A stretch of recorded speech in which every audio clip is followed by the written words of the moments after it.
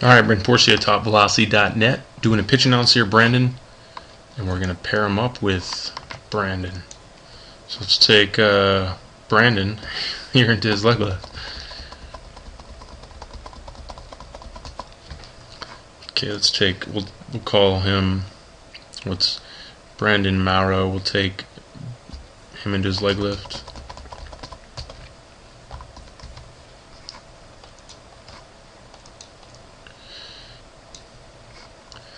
Okay, so just we like to look initially in the leg lift. Are we too balanced up? Are we shifting momentum? Are we specifically inside our drive leg? Are we moving to the target? Are we closing off? All those things. You can see here Mauro is a little bit farther inside his drive leg than Brandon. He's a little bit more balanced up. So who's moving faster? Definitely Mauro here. So this is critical. I mean, this is what initially when we come right out of the gate, just like a horse, just like a sprinter, just like any power, explosive, fast athletes, they want to be moving early and quickly.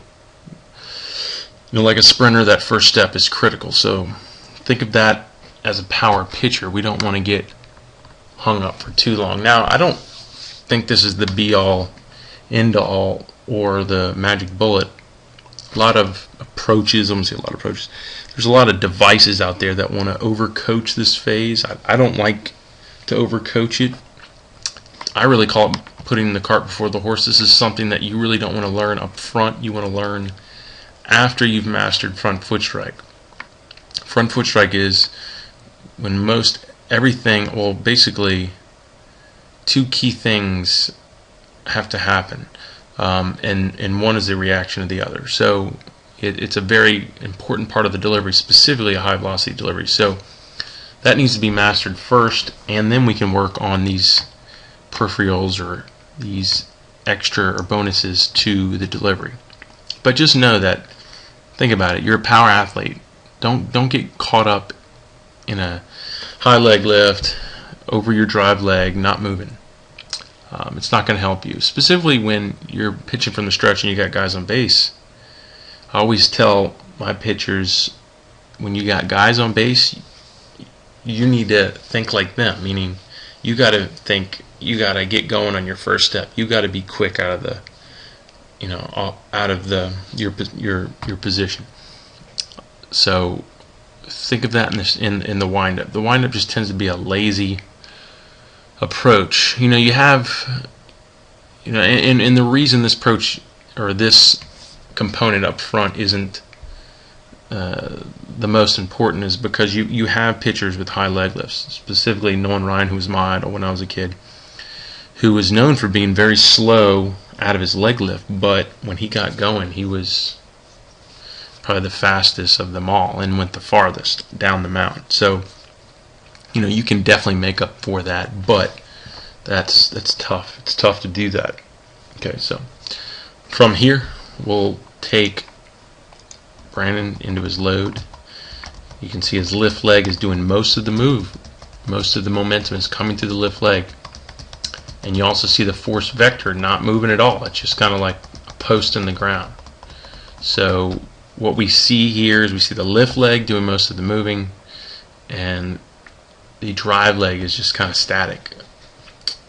3X pitching believes that a power pitcher is very dominant in the drive leg. The drive leg is the foundation, the stability, and the power of the athlete, of the pitcher. So it's stalling out early in the delivery means it's going to be late to getting in position.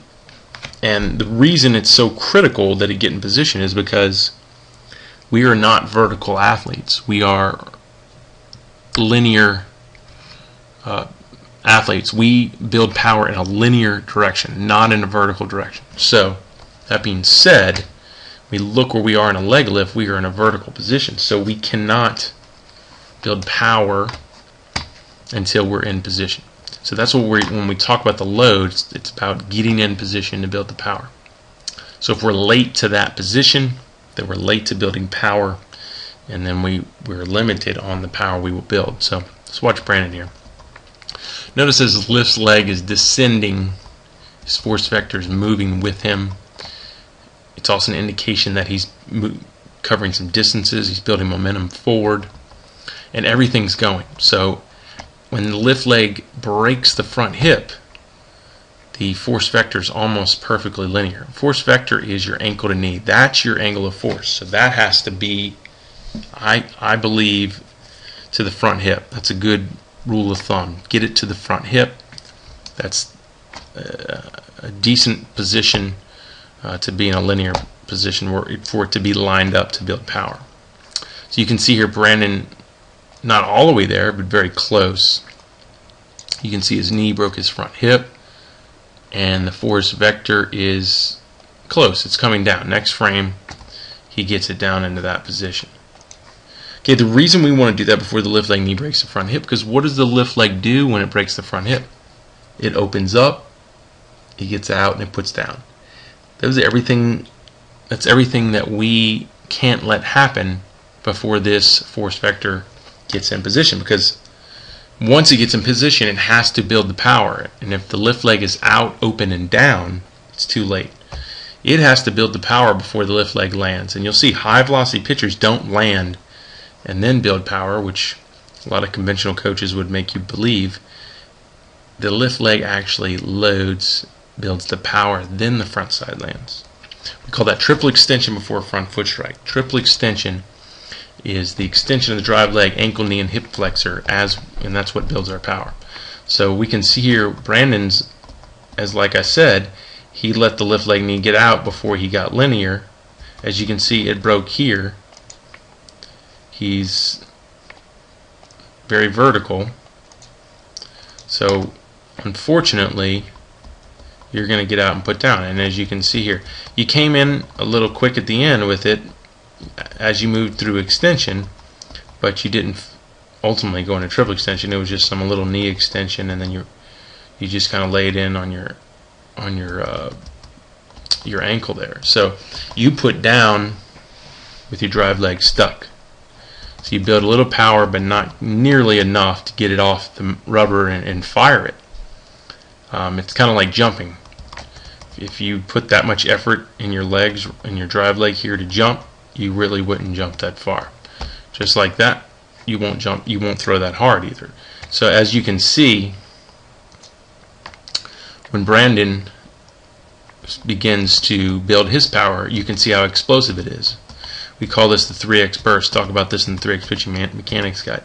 He launches a burst of power, which is critical to break through his threshold, or we call the 3x threshold, where it's enough intensity to get him off the mound, to get his drive leg fully extended, to get his hips rotating towards the target. As you can see here, if you can create that much intensity, we go into full triple extension, and we can see the belt buckle start to rotate open even before the front foot is hit the ground. So you can see right when he lands, boom, hips are open. So there's your proof that when a pitcher lands, his hips are completely open. Also, there's research, there's a case study that proves high velocity pitchers not only rotate their hips faster than low velocity pitchers, but they do it earlier after front foot strike, which we can see here, and that's critical. This is the 3x approach. If we can get linear and explode through triple extension before front foot strike, better chance as we stabilize, our hips will open earlier, create more hip to shoulder separation. And like I said, this is when it gets important, because front foot strike is when everything happens. It's when power production converts to torque, and that hip to shoulder separation is the torque. And we know, based on another case study, MPA in 2005-2006 and their velocity study proved that 80% of velocity comes from that one component, a pitcher's ability to separate his hips from shoulders at front foot strike. We also know that